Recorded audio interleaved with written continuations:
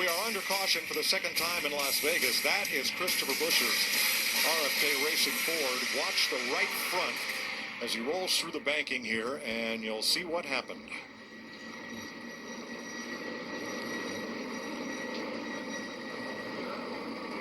A big lift right there already. I think he knew something was going on. What it was, that right front wheel falls off.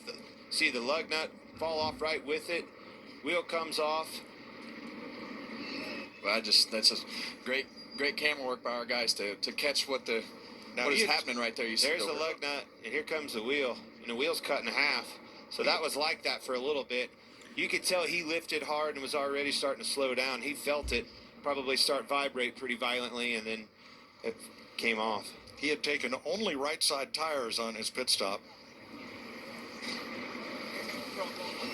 He's got some pretty heavy damage there. Yeah, he hit hard. If he's hooking the record up to it, I'd say his day's done.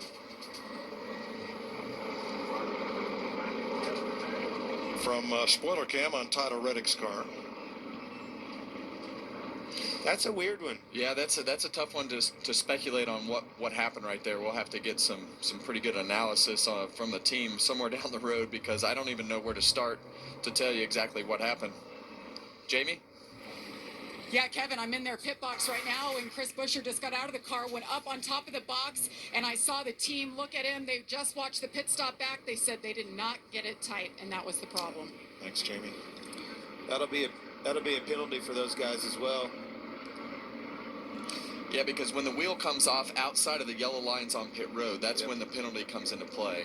That penalty's 2-week penalty for up to NASCAR's discretion of who they're going to penalize. Usually a changer, maybe the jack guy, always a little bit different, obviously off the scenario, and then a 2-lap penalty, but that one's already served. So these 18-inch wheels use a single center lock wheel nut. Larry Mack can explain.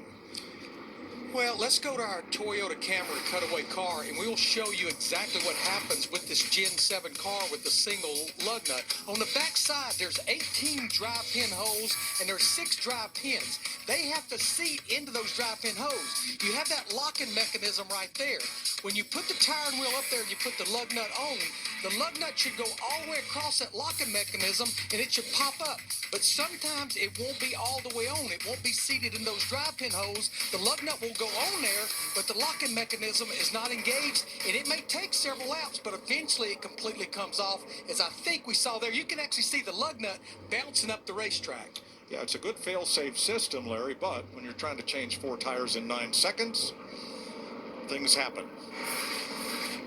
No one has chosen to pit here. By riding this out under caution, they should be able to go to the end of stage 1 without a stop. So while the track crew works on the wall, we'll take a break from Las Vegas, where William Byron and Kyle Larson are out front. Here in Las Vegas, 32 laps complete. There's the AMR safety crew on the scene. And if we widen out just a bit, you'll see the welder truck parked at the bottom of the banking so they can get his equipment up there to repair the wall. Now, because of that, they have red flagged the cars and stopped them on the back straightaway so that this work can be completed in a minimum amount of time. Well, since they're stopped, let's try to talk to Kyle Larson while he's sitting on the back straightaway.